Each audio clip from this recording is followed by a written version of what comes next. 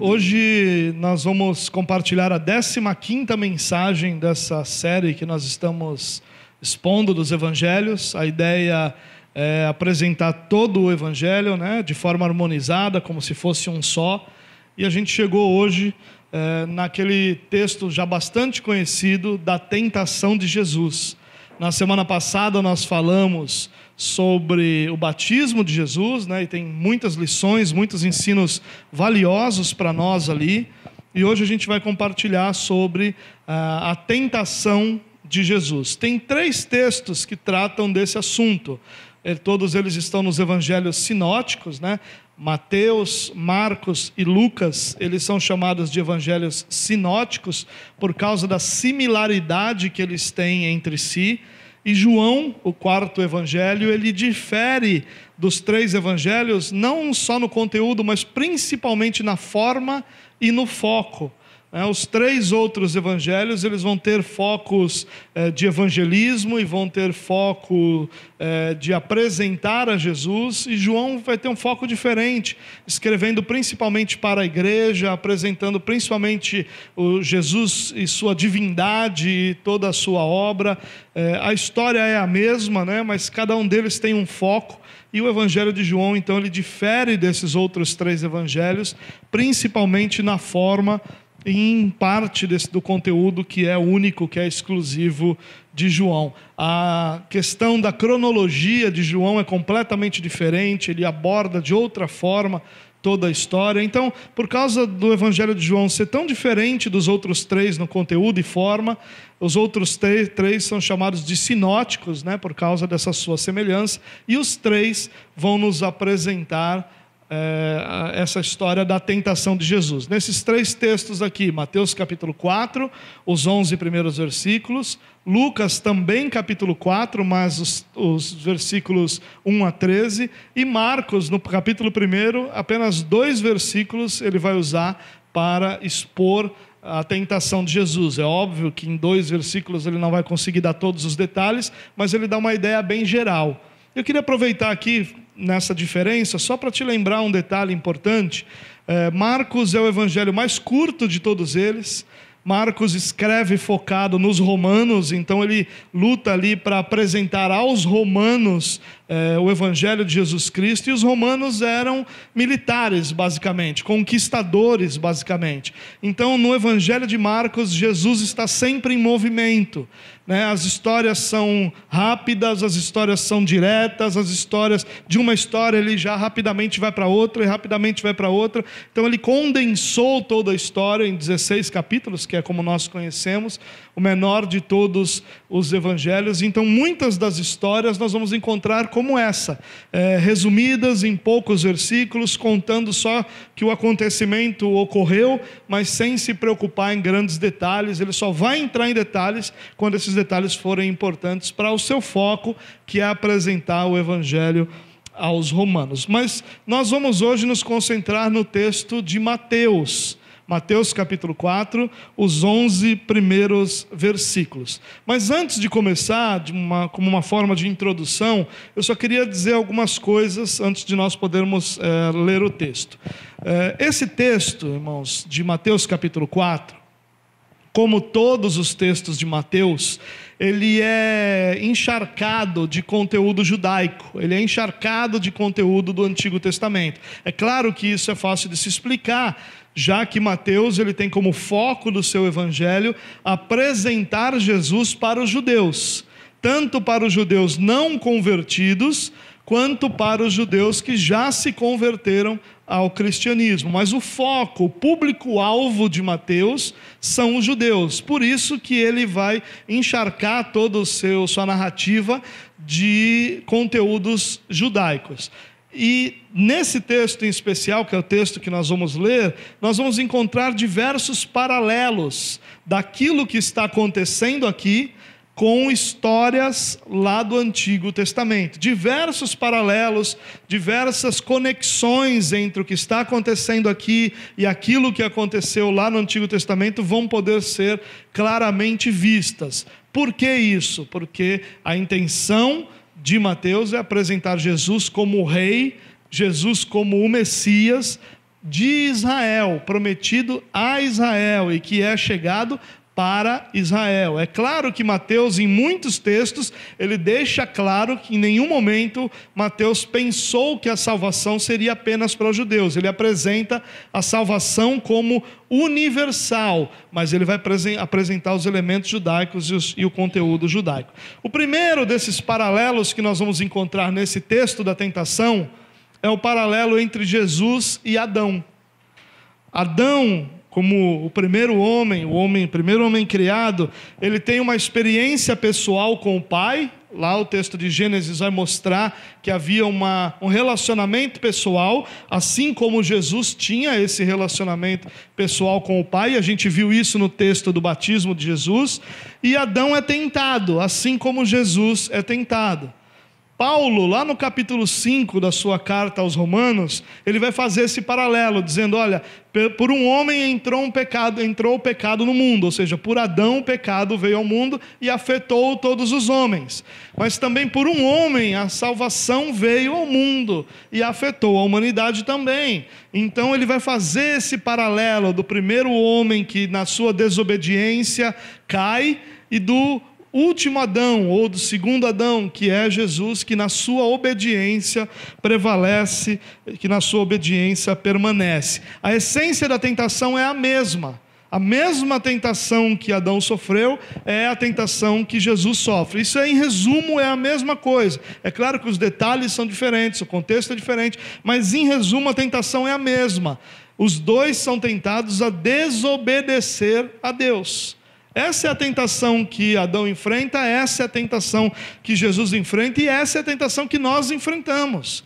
Essa tentação que Jesus enfrenta não é só dele, é nossa também, é a tentação de todo cristão. E por que Jesus foi tentado? Jesus era Deus, Jesus não podia pecar. Ainda que encarnado, ele permanecia 100% Deus. A sua divindade não foi tirada de sobre ele. E ele não podia pecar. E por que ele é tentado então? E a razão é porque a ideia da tentação aqui não é uma ideia apenas de um teste para o pecado. Por quê? Porque essa prova que Jesus passa, esse teste que Jesus passa, ele é feito, ele é colocado sobre a vida de Jesus pelo diabo, mas ele é conduzido pelo Espírito. O que o texto diz é que o Espírito conduz Jesus para ser tentado. Então, provém a ideia original, o início dessa história provém do Espírito. E a ideia aqui é que através dessa situação seja revelado o caráter. Então, essa tentação ela não tem o objetivo de queda, de derrubar, o objetivo de falha. Ele tem o objetivo de revelar o caráter de Jesus, para que o caráter de Jesus, o caráter santo, obediente, submisso ao Pai, se tornasse público a todos aqueles que conhecessem essa história. Talvez a gente compreenda melhor essa ideia de provação lembrando de Gênesis 22. Você lembra daquela história onde Deus ordena a Abraão que sacrifique o seu filho Isaque? Abraão vai para o sacrifício, mas ali fica claro na conversa que Deus tem com o próprio Abraão, no relato daquela história, fica claro demais que o que Deus queria era que o caráter de Abraão fosse revelado. Ele não queria o sacrifício da criança, ele queria que o caráter de Abraão fosse revelado. É a mesma ideia aqui. A ideia dessa tentação não é uma tentação para o fracasso, é uma tentação para que se revele o caráter. Essa é a ideia da prova, do teste que você encontra em todo o Antigo Testamento. Então vamos dar uma olhada no texto. Como eu disse, o que a gente vai usar hoje é esse, Mateus capítulo 4, versículos 1 até o versículo 11. Então nós vamos olhar como a gente tem feito. Eu vou expor aqui os versículos A gente vai conversando sobre eles e ao final da mensagem eu quero fazer algumas aplicações práticas daquilo que a gente vai conversar durante a mensagem. Vamos lá, o primeiro versículo diz assim: então Jesus foi levado pelo Espírito ao deserto para ser tentado pelo diabo. Isso é muito importante da gente compreender. Ele é levado ao deserto pelo Espírito para ser tentado pelo diabo. Aqui nós temos a ideia de deserto, que é uma ideia no Antigo Testamento muito comum e sempre ligada a sofrimento, a dor, sempre ligada a provações, a privações, a falta de alguma coisa. O deserto nunca é apresentado como um lugar agradável, nunca é apresentado como um lugar de descanso, nunca é apresentado como um bom lugar. É sempre um lugar onde o povo está em provação, está em luta, está passando por dificuldades. O mais importante aqui é que ele é levado pelo Espírito, é o Espírito de Deus. No batismo nós vemos que Jesus recebe do Espírito Santo, o Espírito Santo repousa sobre ele, e agora ele é então guiado pelo Espírito Santo, e nesse ser guiado pelo Espírito, o Espírito leva ao deserto, com o propósito único de que ele fosse tentado pelo diabo. No versículo 2, diz assim: depois de jejuar 40 dias e 40 noites, teve fome. E aqui nós temos um segundo paralelo, que é o paralelo que vai permear o restante de toda esse relato da tentação, que é o paralelo da jornada do povo de Israel. Jesus refaz essa mesma jornada, a jornada que o povo de Israel fez pelo deserto, e as tentações e provações que o povo passou pelo deserto, são as mesmas provações e tentações que Jesus enfrenta aqui diante do diabo. Então nós vamos encontrar a história que Israel viveu e onde fracassou, sendo revivida por Jesus, de forma que ele se apresente agora, não mais como Israel fracassado, que era o povo de Deus, mas como o filho amado, o filho que é obediente, o filho que prevalece sobre as tentações. Dá uma olhadinha só para a gente entender essa conexão dos 40 dias e 40 noites, lá com o deserto, o que isso tem a ver, para você não entender que é apenas uma questão de conectar números. Deuteronômio capítulo 8, no versículo 2, diz assim: lembre-se de como o Senhor, o seu Deus, os conduziu por todo o caminho no deserto, durante esses 40 anos, para humilhá-los e pô-los à prova, a fim de conhecer suas intenções, se iriam obedecer aos seus mandamentos ou não. É esse mesmo paralelo, é o paralelo que nós encontramos do povo andando os 40 anos pelo deserto, agora aqui nós encontramos Jesus em 40 dias pelo deserto, sendo provado da mesma forma como o povo fez. O que Mateus está apresentando aqui é a história do povo de Israel se repetindo em Jesus. Jesus é o filho que Israel não foi. Jesus é obediente como Israel nunca conseguiu ser, nunca pôde ser. Não porque Jesus é uma espécie de plano B, é um plano para resolver aquilo que deu errado. Não, ao contrário. A falha de Israel em obedecer apenas valoriza a obediência e a santidade e a obra de Jesus. No versículo 3, diz assim: o tentador aproximou-se dele e disse: se és o Filho de Deus, mande que essas pedras se transformem em pães. A gente conhece bem esse versículo, né? Um versículo bastante conhecido entre os cristãos. Esse versículo vai reafirmar esse paralelo entre Jesus e Israel, mas para a gente entender ele, quando ele diz, se és o Filho de Deus, ele não está questionando identidade. Ele não está dizendo assim, eu não acredito que você seja o Filho de Deus, mas se você está dizendo que me prove. Não é isso que ele está dizendo. A construção da frase grega aqui, do se és Filho de Deus, significa o seguinte: já que és Filho de Deus, como você é Filho de Deus, ou já que você então é o Filho de Deus, então transforme essas pedras em pães. A frase pressupõe quem ele era. Então, já que és o Filho de Deus, então transforma essas pedras em pães. É interessante que quando Deus afirma que Jesus é o Filho amado, Ele está anunciando o seu Filho como Messias. Isso fica muito claro ali. E o Messias era quem? Era o servo sofredor. E é isso que era o elemento principal da identidade do Messias, era que ele era o servo sofredor.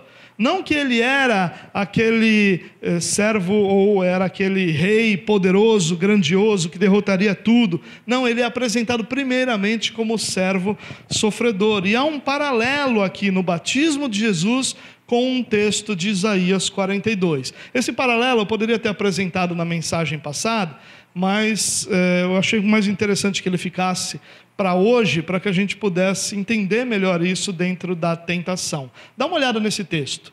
Nós temos na parte de cima ali, Mateus capítulo 3, 16 e 17, que é o que acontece no batismo. Os céus se abrem, o Espírito desce como pomba, pousa sobre Jesus, e a voz dos céus então diz: este é meu Filho amado, em quem me agrada. Agora olha que interessante Isaías capítulo 42, ele diz: eis o meu servo, a quem sustento, o meu escolhido, em quem tenho prazer, porei nele o meu espírito e ele trará justiça às nações. Vamos dar uma olhadinha nesse paralelo, olha que interessante. Eis o meu servo, eis o meu filho. Nós temos então esse paralelo. Olha aqui que interessante, nós temos em quem me agrado, em quem tenho prazer. Nós temos aqui, porei nele o meu espírito.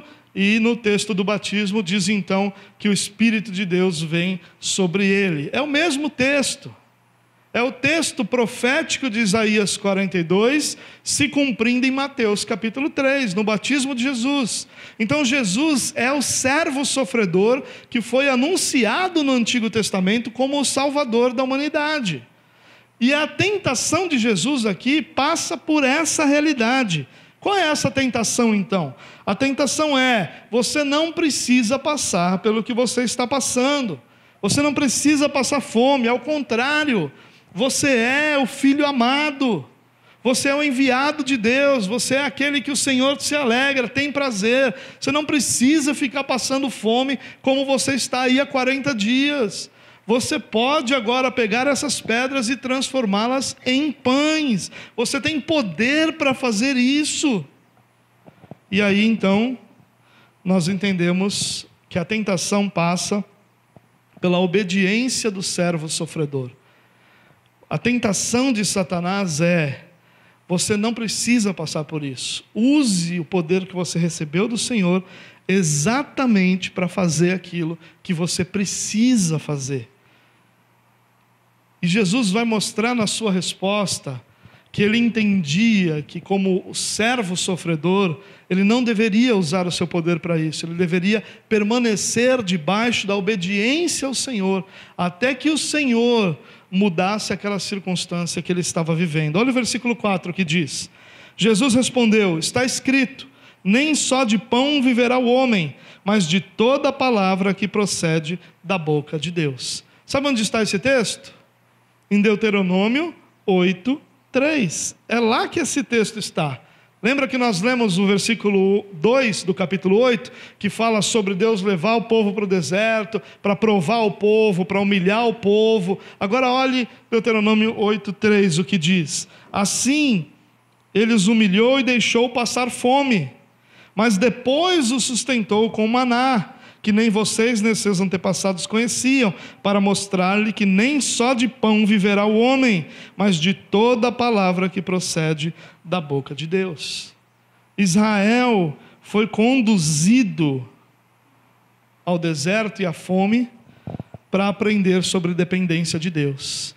Jesus é conduzido ao deserto e à fome para aprender sobre dependência de Deus.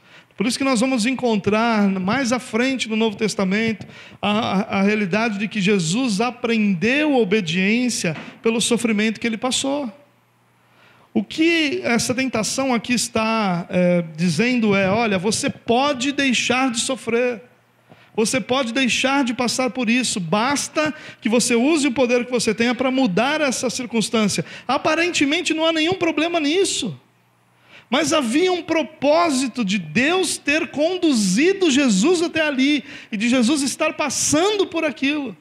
É porque através daquela circunstância, Deus então ensinaria a Jesus a obediência através do sofrimento. E nisso Israel falha. Nisso Israel questiona, murmura, cobra, quer de Deus que as coisas sejam feitas, sejam dadas, sejam feitas da sua forma. E onde Israel falha, Jesus não falha. E a resposta dele ao diabo é: nem só de pão viverá o homem. E o que o texto de Deuteronômio vai nos ensinar é que o homem vive da palavra que sai da boca de Deus, não daquilo que sacia as suas necessidades pessoais. A tentação era essa: deixe de ser esse servo sofredor de Deus e sacie as suas necessidades pessoais. Há poder em você para isso. E sabe, irmãos, essa mensagem é... Talvez eu falando aqui, a sua cabeça esteja pensando: mas qual é o problema nisso? Qual seria o erro nisso? Porque essa é a mensagem que nós ouvimos todos os dias. A mensagem que nós ouvimos todos os dias é: você não precisa sofrer. Sofrimento é algo que não cabe em você. Você nasceu para ser vencedor. Você não é alguém para sofrer, você é alguém para viver. Você não é cauda, você é cabeça. Talvez você já tenha ouvido, até falado coisas assim.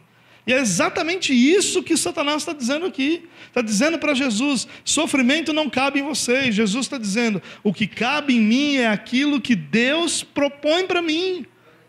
O que cabe em mim é aquilo que Deus coloca sobre a minha vida. E o que eu vou viver é aquilo que Deus estabeleceu para a minha vida. Eu não vou usar para meus benefícios pessoais aquilo que é a promessa de Deus para pessoas à minha volta também. É interessante, a gente vai chegar num momento mais lá na frente que isso vai talvez clarear um pouquinho mais. Vamos dar uma olhada no versículo 5. A segunda parte dessa tentação mostrada aqui.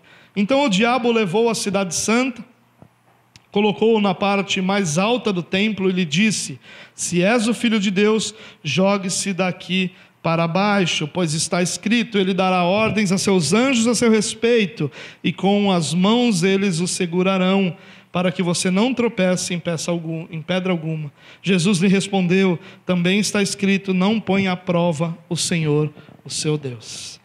Jesus é levado, e aqui a gente não sabe se ele foi levado fisicamente, ou se ele é levado numa espécie de visão, ou alguma realidade assim espiritual. Ele está lá no Rio Jordão, ele vai levado a Jerusalém, colocado no ponto mais alto do templo, e então, em Jerusalém, ele é tentado a se jogar, se lançar do alto do templo. E o que ele diz é: olha, pode se lançar, porque a primeira tentação foi sobre o quê? Foi sobre confiança. E Jesus mostra: olha, minha confiança e minha dependência está em Deus. E agora Satanás vai dizer: bom, se a sua confiança e a sua dependência está em Deus, então se lance daqui, que Deus vai segurar você. E qual era o propósito de se lançar? O que ele ganharia em lançar-se? Havia naquela época de Jesus muitos escritos judaicos, interpretações judaicas do Antigo Testamento. E numa delas era ensinado que o Messias se apresentaria a Israel se lançando do pináculo do templo e não morrendo. E essa seria uma das formas que o Messias poderia usar, é isso que ensinavam os rabinos, para se apresentar a Israel. E o que Satanás está dizendo a Jesus é: você não veio aqui para se revelar ao povo, você não é o Messias, você não veio aqui para ser reconhecido pelo povo. Se lance, Deus vai segurar você e o povo vai reconhecer você, e as pessoas vão crer em você. E na tradição judaica ele encontra espaço. Bom, Satanás usa a Bíblia aí, e usa o Salmo 91, né?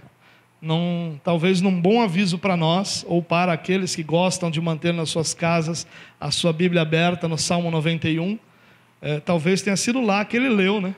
Para poder tentar, ou em alguma outra, na sua casa certamente não foi, né? Mas é o Salmo 91 que ele usa. Um salmo tão conhecido entre nós, tão popular entre os cristãos, e ele usa o Salmo 91, que diz assim: porque a seus anjos dará ordens a seu respeito, para que te protejam em todos os seus caminhos. Ele omite isso. O texto não é correto, o texto falta esse pedacinho. com as mãos eles o segurarão para que você não tropece em alguma pedra. Ou seja, o texto ele tem outra interpretação. A interpretação é que onde Jesus estiver, passando pelo que eu estiver, Deus dará ordens aos anjos para que o guardem e o protejam. Não somente se jogando daqui, mas mesmo em meio ao sofrimento, em meio à dor, Deus estaria com ele ali também. Bom, aqui também tem um paralelo sobre Êxodo 17. Êxodo 17 conta uma história interessante, que o povo começa a murmurar com Moisés, dizendo: o Deus nos tirou lá do Egito para a gente morrer aqui, nós estamos passando necessidade, estamos com sede, queremos água. E Deus então vai a Moisés, e tem toda aquela história de ferir a rocha e da água sair, né? E o povo então começa a questionar: Deus está entre nós ou não? Porque a gente não está vendo o agir de Deus, a gente não está vendo os milagres de Deus. E o paralelo é mais ou menos esse. O paralelo é: Deus está com a gente ou não? Porque se está, eu quero ver. É mais ou menos a ideia, talvez você já tenha ouvido alguém fazer isso, daquela pessoa que testemunha dizendo: eu estava passando por uma luta na minha vida e nada acontecia, e de repente eu coloquei Deus contra a parede e disse: se o Senhor é Deus, o Senhor vai fazer isso essa noite. Porque tem que ter isso, se não tiver isso, está faltando a frase, né? Um pedacinho. Se você já fez isso, irmão, não fique vermelho, que você deve ficar vermelho mesmo, né? Se você não fez, não faça. E a gente ouve testemunhos assim. É a mesma questão aqui, o que Satanás está dizendo é isso. Está dizendo: Jesus, você não veio para se revelar a Israel, coloque Deus contra a parede. Mostre: Senhor, se eu sou mesmo o Messias, e eu sou, então vou me lançar aqui agora, o Senhor vai me segurar, porque o Senhor vai me mostrar para Israel. É essa a tentação. A tentação é: mostra a Jesus aquilo que você está fazendo. Sabe o que é colocar Deus à prova, irmão? Para você guardar isso no seu coração. Colocar Deus à prova significa forçar uma situação para que aquilo que Ele prometeu fazer aconteça ao nosso tempo ou à nossa forma. Então havia uma promessa de que Jesus seria reconhecido como Messias. Havia uma promessa que o Messias seria revelado a Israel. Mas Deus faria isso no seu tempo e a sua forma. E aí então, a tentação de Satanás é: Deus não prometeu isso? Faça isso acontecer, no seu tempo e na sua forma. Se lance daqui, porque Deus vai te guardar. E aí então o Messias será revelado a Israel, o objetivo será alcançado. O povo colocou Deus à prova quando exigiu água, lá em Êxodo capítulo 17, porque Deus havia prometido cuidar deles. Assim o povo lá falhou em obedecer, falhou em confiar em Deus, colocando Deus à prova. E aí Jesus então responde: também está escrito, não ponha à prova, ou não tentarás ao Senhor o seu Deus. A gente vai chegar lá, naquilo que a gente faz de prático com isso. Versículo 8. Depois o diabo o levou a um monte muito alto e mostrou-lhe todos os reinos do mundo e o seu esplendor. E lhe disse: tudo isso lhe darei, se você se prostrar e me adorar. E Jesus lhe disse: retire-se, Satanás, pois está escrito: adore ao Senhor, o seu Deus, e só a Ele preste culto. Nesse terceiro momento, uma nova visão acontece. Jesus é levado a um monte muito alto e vê todos os reinos do mundo. Acho que não cabe, nem temos nenhuma necessidade de ficar conjecturando sobre onde era esse monte, que reinos ele viu, se ele viu todos, se esse todos significa os visíveis, os que os olhos alcançam, ou os que existiam naquele momento. Isso não cabe, mas o que cabe é que ele tem uma visão dos reinos do mundo e da parte boa disso, da sua glória, do seu resplendor. O pecado desses reinos não é mostrado. A incapacidade desses reinos de servir a Deus, de glorificar a Deus, não é mostrado. Aquilo que Jesus veio para redimir não é apresentado, é apresentada apenas a glória desses reinos, dos reinos do mundo. E a proposta é: você não veio para ser rei? É isso que Mateus está apresentando até agora, o rei chegou. Você não veio para ser rei? Então aqui diante de você os reinos do mundo, eles são todos seus. A tentação é: por que passar pela cruz, se você pode ter isso de outra forma? A tentação é: não seja o Messias, seja um líder político que conquista, através dessa negociação com os poderes seculares, aquilo que você quer alcançar. A tentação é: viva o Evangelho sem a cruz. Essa é a tentação no que cabe a nós. Alcance o seu objetivo. E mais uma vez a história de Israel aqui é revivida, porque a tentação é sobre idolatria, é sobre render-se a um outro Deus, que ainda não, que não seja Deus, mas render-se a outro alguém como Deus.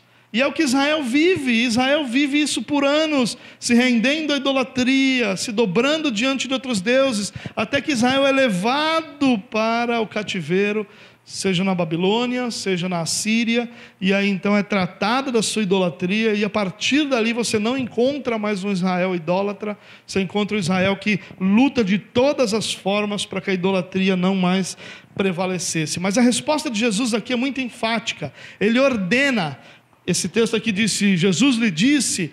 Talvez a melhor tradução aqui fosse: Jesus lhe ordenou-lhe Jesus: retire-se, Satanás, porque só a Deus você deve prestar culto. E aí o texto termina dizendo assim: então o diabo o deixou, e os anjos vieram e o serviram. Esse texto é tão rico que esse último versículo normalmente fica jogado em todas as vezes que você vê uma explicação sobre isso. Mas ele tem uma riqueza muito grande também. Aqui diz que Jesus recebe um refrigério das suas lutas, da sua tentação, do deserto, com Satanás o deixando. Lucas vai dizer que ele não deixa para sempre, deixa só até a ocasião oportuna. Ou seja, até um outro momento em que ele pudesse investir novamente. E a gente vê isso ao longo de todo o ministério de Jesus. Mas os anjos vêm e o servem. Olha que interessante.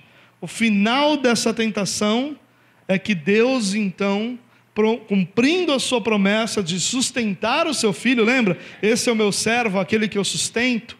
Lá em Isaías 42, ele então envia os seus anjos para que sustentem Jesus, para que o sirvam, para que a fome que ele tinha seja então saciada. É algo muito belo da parte de Deus nós sabermos que o final da nossa tentação não precisa ser a nossa queda. O final da nossa tentação pode ser uma experiência bela e grandiosa com o nosso Salvador, com o nosso Senhor. Eu queria fazer algumas aplicações desse texto com você. Em outras palavras, eu queria te extrair algumas lições daqui, na tentativa de que a gente possa usá-las diariamente na nossa vida. Eu separei 3 delas que falam do texto em geral, e eu separei uma aplicação para cada uma desses momentos da tentação que Jesus viveu. Então vamos lá. Primeira aplicação: Jesus é o exemplo de que há vitória sobre a tentação.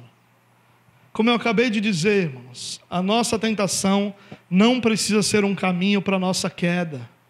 O final da história das nossas tentações diárias não precisa ser o nosso fracasso. Jesus, ele representa aquilo que nós queremos, a vitória sobre a tentação. Nos nossos tempos de prova, nós não precisamos temer as nossas tentações. Se nossas ações forem espelhadas naquilo que Jesus fez, naquilo que Jesus ensina, naquilo que é a realidade do que Jesus experimentou aqui, nós podemos ter a expectativa de vencer as nossas tentações. Nós as enfrentamos diariamente, irmãos. Nós as enfrentamos o tempo todo. Do momento em que nós nascemos ao momento que nós morremos, nós enfrentamos constantemente tentações. Muitas delas nos apavoram, e muitas delas, olhando para trás, nos levaram à queda. Mas olhar para Jesus deve nos motivar, deve nos conduzir à expectativa e à esperança de que nós podemos vencer as nossas tentações, quando nós nos espelharmos em Jesus ao lidar com elas. O nosso problema é quando nós lidamos com as nossas tentações de uma forma diferente daquela que Jesus lidou, diferente da forma que Jesus usou para vencer a tentação, e aí sim nós podemos temer. Mas se nós espelharmos as nossas ações em Jesus, nós podemos ter a esperança que as nossas tentações, ao invés de produzir queda e algum tipo de ruína em nossa vida, proverá a glória a Deus. A gente pode ter essa expectativa porque Jesus é o exemplo de que há vitória sobre a tentação. Portanto, essa ideia, essa conversa de que todo mundo errou, né? Quando eu vejo alguém dizendo assim, nem Jesus agradou todo mundo, como é que eu vou agradar, né? Eu fico pensando que Jesus não agradou os ímpios, né? Todos os filhos de Deus, Jesus agradou. Ele não teve nenhum problema com o filho de Deus, ele teve problema com o ímpio. Então, quando Jesus não agrada todo mundo, ele não agradou aqueles que não eram dele, mas os que eram dele, ele agradou. Então essa ideia nossa de que Jesus não agradou todo mundo, eu não vou agradar ninguém, é uma ideia tola da nossa parte, irmãos, porque isso não é alvo nosso alvo é vencer as nossas tentações para a glória de Deus. E nós não vamos fazer isso agradando ninguém, ou não vamos fazer isso sendo aquilo que as pessoas esperam que a gente seja. Nós vamos vencer as nossas tentações quando nós espelharmos as nossas ações naquilo que Jesus fez. Ele é o modelo, Ele é o exemplo, Ele é o parâmetro para que a gente possa enfrentar as nossas lutas, as nossas tentações para a glória de Deus. Qualquer outro parâmetro, qualquer outra realidade não vai nos conduzir à vitória sobre as nossas tentações.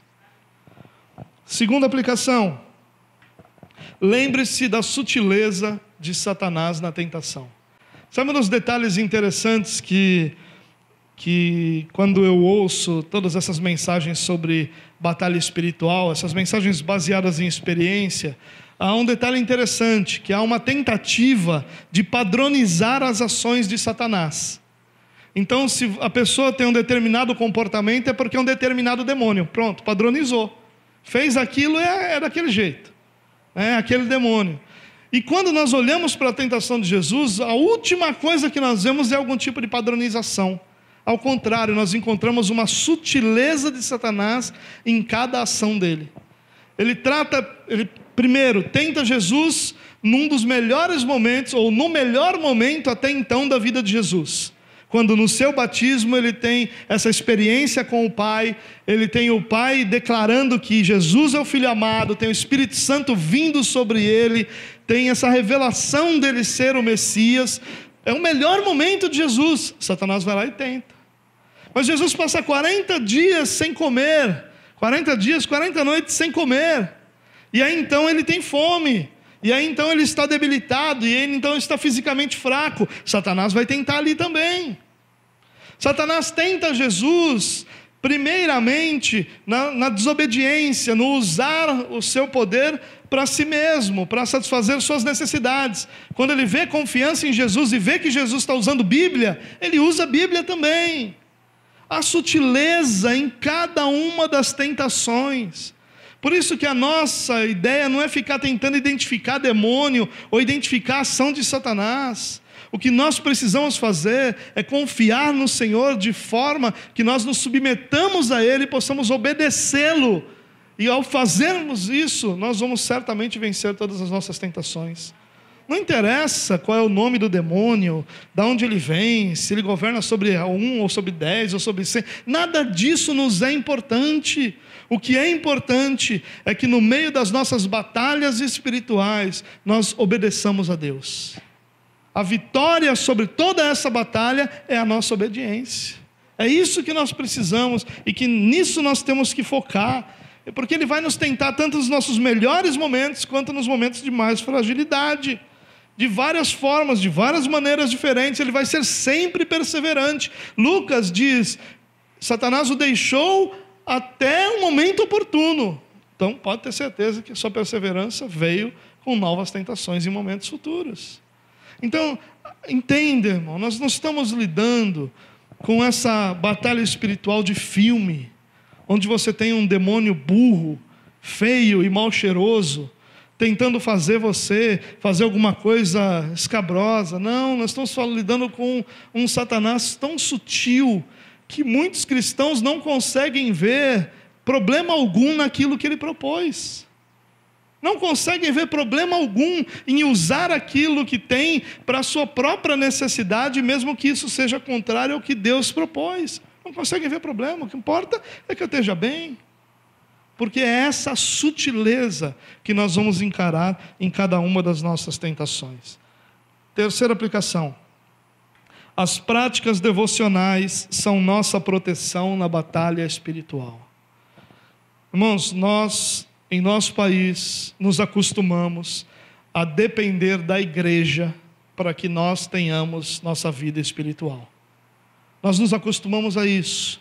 E a igreja, então, suprindo isso, começou a ter mais cultos, mais reuniões, mais atividades. E nós chegamos a situações em que praticamente todos os dias da semana são ocupados por alguma atividade na igreja. E eu lembro que quando nós iniciamos a nossa comunidade, eu ouvia muito de algumas pessoas dizendo: pastor, esse negócio de não ter reuniões no meio da semana é problemático, porque eu não consigo ficar sem ter culto. E um dia eu perguntei para uma dessas pessoas, falei: como assim você não consegue ficar sem ter culto? Na sua casa você não tem? Porque é isso, nós somos dependentes daquilo que a igreja faz. E nós abandonamos como igreja as práticas devocionais. Nós só oramos quando estamos na igreja. Jejuar, então, há um grupo aí que defende o não jejum como algo fabuloso. Não, Jesus não ensinou o jejum, não devemos jejuar, isso é coisa do Antigo Testamento. Tolice. Nós temos um grupo que desvaloriza o conhecimento bíblico, que não tem nenhum interesse em conhecer o que as Escrituras ensinam, não tem nenhum interesse em conhecer profundamente o que nos foi revelado, a verdade de Deus que nos foi apresentada, mas são essas práticas devocionais, de oração, de jejum, de leitura da palavra, que nos sustentam diariamente para as nossas lutas. Nós não conseguimos ser fortes o suficientes para encarar as nossas lutas, a não ser que nós sejamos diariamente alimentados por essas práticas devocionais. Nós precisamos cultivar isso, irmãos. Vida de oração, prática de jejum, leitura e conhecimento das Escrituras, isso não é um opcional para a vida cristã. Isso é necessidade para aqueles que querem crescer como homens de Deus, crescer como mulheres de Deus, que querem viver realmente para a glória de Deus. Isso só é possível através da rotina das práticas devocionais. É a rotina que nos edifica, não são os eventos. Nós temos uma cultura de eventos, uma cultura que imagina que se nós tivermos eventos, trouxermos pregadores de fora, trouxermos pessoas que venham ministrar para nós, tudo isso é muito bom, mas nós temos a percepção de que isso é que vai nos dar crescimento, e não é. No Evangelho, a única coisa capaz de trazer crescimento verdadeiro para cada um de nós chama rotina. Cristãos sem rotina das suas práticas devocionais, da sua vida devocional, é cristão que não cresce, é cristão que não se desenvolve. O desenvolvimento da nossa espiritualidade depende de rotina.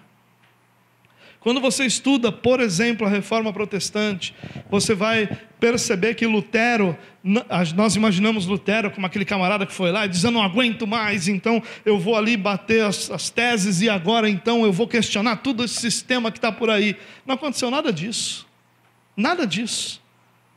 Durante todo o tempo da Reforma, a pré-reforma, o tempo da Reforma e o período inicial posterior à Reforma, Lutero manteve sua rotina de oração, de jejuns, de estudo, de ensino da palavra. As teses que ele pregou lá não foram um questionamento daquilo que a Igreja Católica estava fazendo para o público comum. Tanto que as teses são escritas em latim. E quem falava latim naquela época eram os universitários.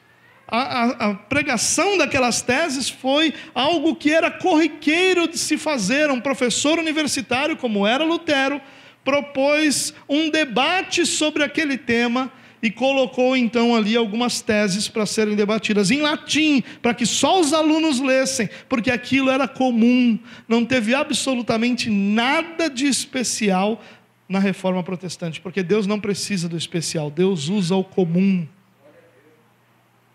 Seu crescimento espiritual é sustentado pelo comum, pela rotina, pelo diário, pelas práticas devocionais que você mantém todos os dias da sua vida. Quarta aplicação. A sugestão de Satanás é sempre assumirmos uma posição de controle. Essa é a sugestão de Satanás. Qual era a sugestão de Satanás ali na questão dos pães, da fome de Jesus? A questão era, por que você está passando por isso se você pode fazer algo para mudar essa situação? Por que você está passando por isso se você pode mudar isso com a sua força? Para que orar e jejuar tanto se não tem manifestação de poder? Manifesta esse poder aí. Vamos fazer esse céu descer aqui na terra e Deus vai se mostrar, Deus vai se revelar. Essa é a estrutura da teologia da prosperidade, irmãos. A teologia da prosperidade diz o seguinte: por que você vai sofrer se você nasceu para ser vencedor? Por que você vai sofrer? Está desempregado por quê? Não esteja desempregado. Deus vai te conceder um emprego. Agora não importa se você não estudou a vida inteira, ficou preferindo comer merenda. Deus vai te dar um emprego de gerente. Não importa se você é vagabundo, não gosta de trabalhar. O carro que Deus vai te dar é daqueles. Porque Ele é Deus poderoso de vitória. Aí fica fácil, irmão. Aí fica fácil. Essa é a tentação. Assuma o controle. Para de ficar deixando Deus guiar a sua vida. Esse negócio de Deus guiar a sua vida não está certo, não. Está tudo errado. Assuma o controle da sua vida. E faça da sua vida aquilo que você sempre sonhou. Porque você nasceu para ser vitorioso. Essa é a teologia da prosperidade. E essa é a tentação de Satanás sobre nós. Para que você está passando fome, Jesus? As pedras aí, transforma em pão. Use aquilo que já está na sua mão para transformar aquilo em coisas grandiosas e poderosas. É daí que vem toda essa teologia, irmãos. E nós precisamos guardar isso no nosso coração. Nós não fomos chamados para assumir controle da nossa vida. Nós somos chamados para viver submissos à vontade de Deus. É Ele que governa sobre nós, é Ele que é soberano sobre todas as coisas. Nós vivemos guiados por aquilo que Ele tem para nós. Nós somos guiados pelo Espírito de Deus, da mesma forma como Jesus, guiado pelo Espírito, foi levado ao deserto para ser tentado. Nós somos guiados pelo Espírito para tudo aquilo que Deus tem para nós. Porque, de novo, eu tenho falado isso desde que nós iniciamos nossa caminhada juntos. O compromisso de Deus é com a sua transformação. É com você ser moldado à imagem do nosso Senhor Jesus Cristo. E não com o seu conforto. Confortável ou desconfortavelmente, Deus está trabalhando sobre a sua vida para que você seja semelhante a Jesus. É isso que realmente importa. E a nossa tentação vai ser sempre: deixe aquilo que Deus está fazendo de lado e assuma o controle da sua própria vida. Penúltimo lugar, nós podemos ser desobedientes sem deixar de sermos religiosos. A tentação de Jesus em se jogar do alto do templo era a tentação de pecar confiando na graça de Deus. É aquilo que nós ouvimos muito hoje: isso não tem problema não. Isso é coisa lá da lei. Isso não tem mais problema não. Pode fazer à vontade. Jesus é Jesus de graça. Para com esse negócio de... Isso é coisa de lá da lei. Para com isso. Aqui o que Satanás está propondo é: peque confiando na graça. Não tem problema se você não é alguém que está fazendo o que Jesus mandou. Confie, Deus é gracioso. Sabe, irmãos, isso é algo aqui que deveria trazer temor ao nosso coração. Nós podemos ser desobedientes sem deixar de sermos religiosos. Nós permanecemos na nossa religiosidade, fazendo tudo aquilo que a gente acha que deve ser feito para agradar ou para comprar o favor de Deus, mas ao mesmo tempo nós estamos sendo desobedientes. O que Satanás está dizendo aqui é: fale sobre Deus, creia em Deus, mas use-o para os seus próprios propósitos. O que ele está dizendo é: confie no poder de Deus, mas mantenha-o sob o seu controle. É você que determina quando Deus age ou quando Deus não age. Você nunca ouviu isso? Deus só pode fazer aquilo que você dá espaço para Ele fazer. Como assim? Me explica onde a soberania faz parte disso. Não. Deus faz aquilo que Ele quer fazer, quando Ele quer fazer, do jeito que Ele quer fazer, em quem Ele quer fazer, e ponto final. Ah, mas e a minha vontade? A sua vontade é suprimida pela vontade do seu Criador. Pronto. Sabe, irmãos, essa ideia de nós mantermos a realidade espiritual da nossa vida sob o nosso controle, isso chama religiosidade, é desobediência. Exalte a Deus, mas faça os que estão ao seu redor glorificar você. É o que Ele está propondo ali. A hora que você pular, todo mundo vai te reconhecer. Você vai ser o Messias revelado a Israel. Todo mundo vai saber que você é o Messias. Pule daqui. A minha oração, irmãos, é que se nada mais nós guardarmos dessa noite, se essa noite estiver sendo para você uma noite cansativa, ou se você estiver com a sua cabeça cheia de outras coisas, ou se você estiver preocupado com uma série de outras coisas, você não guarda nada daquilo. Se você estiver aí torcendo para que isso aqui acabe logo, e você não guardar nada disso aqui, que você guarde uma única coisa. Nós muitas vezes estamos sendo desobedientes ao nosso Senhor, mas permanecemos os melhores religiosos que se encontram no mercado. Aqueles que cumprem todas as tarefas que se pressupõe um religioso deva fazer. Mas ao mesmo tempo, nós não temos compromisso algum em obedecer ou em fazer a vontade de Deus. Para a gente encerrar, irmãos, não há evangelho sem cruz. Talvez isso seja algo, você diga, eu sei disso. Mas essa é a nossa tentação diária. A nossa tentação diária é que a gente viva um evangelho onde não há cruz. Um evangelho que não nos custe nada. Um evangelho que não nos desgaste. Um evangelho que não mexa com a nossa vida. Um evangelho onde Jesus entre e todas as realidades da nossa vida permaneçam intactas.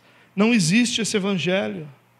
A partir do momento em que Jesus entra na vida de alguém, todas as coisas são, num primeiro momento, bagunçadas, colocadas de perna para o ar, e depois reorganizadas à maneira de Deus. Se Jesus entrou na sua vida e não colocou a sua vida de pernas para o ar, há uma grande chance dele nunca ter entrado na sua vida. Porque quando Jesus entra na vida de alguém, a primeira coisa que acontece é que todas as nossas realidades viram de cabeça para o ar. Tudo aquilo que a gente pensava passa a não fazer sentido. Tudo aquilo que a gente tinha tanta certeza passa a já não ser mais tão certo. Tudo aquilo que a gente acreditava é confrontado agora com a verdade de Deus. Então, a primeira coisa que acontece na nossa vida, quando Jesus faz parte dela, é que tudo é desordenado e rearranjado à moda de Deus. E quando todas essas coisas são rearranjadas, elas são reorganizadas de forma que eu passe a servir a esse Deus. E aí então nós caímos naquele texto que o próprio Jesus disse: quem quer vir após mim, negue-se a si mesmo, tome a sua cruz e siga-me. Não tem evangelho sem cruz. Não há evangelho sem negação. Não há evangelho sem caminhar ao lado de Jesus. E a nossa grande tentação hoje é que o nosso evangelho não tenha cruz. É que o nosso evangelho se encaixe na nossa agenda. Que a gente consiga encaixar aquilo que é Jesus dentro de uma agenda que eu já tenho pré-estabelecida. E eu não estou falando de trabalho aqui, eu estou falando de uma agenda de vida. E aí então nós começamos a encaixar Jesus dentro do nosso orçamento. E aí então o meu orçamento, eu quero que aconteça tudo isso. E dentro disso tudo que eu quero que aconteça, Jesus, então precisa se encaixar. E eu quero então gastar a minha vida nessas realidades. E Jesus tem que se encaixar naquilo que eu quero para a minha vida. Esse é o evangelho sem cruz. O evangelho que tem a cruz, irmãos, vai fazer com que todas essas realidades da minha vida tenham Jesus como centro dela. A partir de Jesus, eu organizo a minha vida. A partir de Jesus eu organizo as minhas finanças, a partir de Jesus eu organizo o meu tempo, a partir de Jesus eu organizo onde eu gasto a minha energia, a partir de Jesus eu organizo os meus planos. É a partir de Jesus. Não é a partir de mim mesmo, mas a partir de Jesus, porque é isso que o Evangelho cobra de cada um de nós, que nós vivamos o Evangelho da cruz, de negação, de sacrifício, de abrir mão, de nos tornarmos servos daquele que nos chamou para a sua gloriosa luz.